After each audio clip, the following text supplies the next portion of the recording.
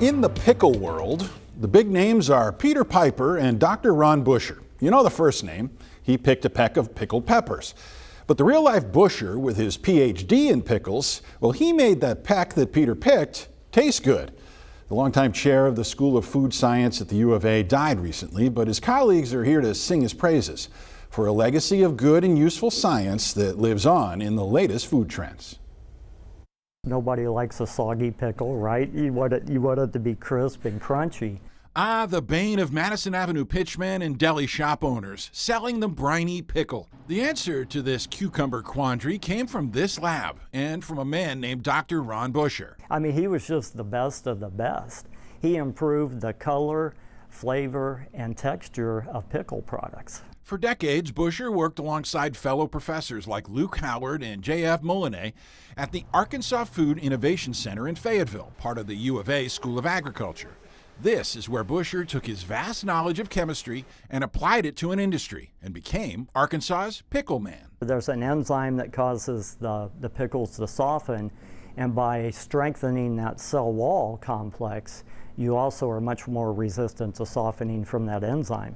So the ultimate result was much crunchier pickles. Buescher went from studying how and why crops spoiled to helping a pickle company in Atkins, Arkansas, and it launched an entire field examining fermentation, the process that gives us booze and other good things in our diets, and gave a cartoon stork a tagline.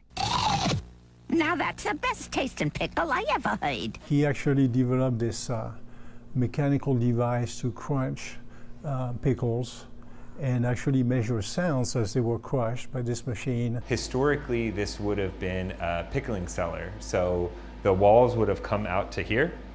And this is where we would have basically done pickling fermentations or vegetable fermentations. Dr. Scott LaFontaine takes us inside the room that's aptly gotten better with age.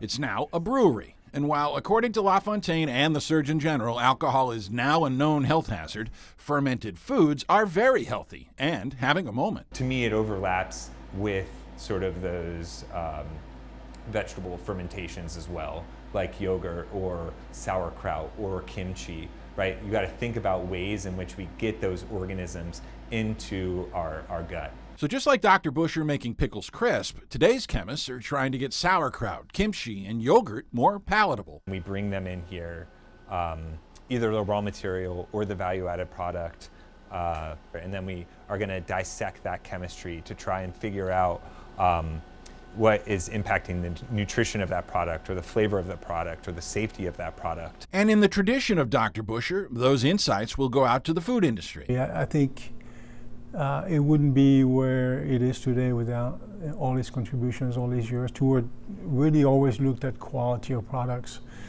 making them better. He got inducted into the Pickle Packers Hall of Fame because he did more for the pickle industry than anyone that I know. We checked. There actually is a Pickle Packers Hall of Fame, and the PPI gave Buescher something more than a plaque or a green jacket.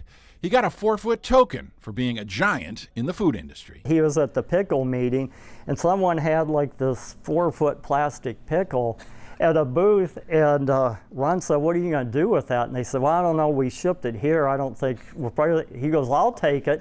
So Ron's walking through the airport with this 4-foot pickle.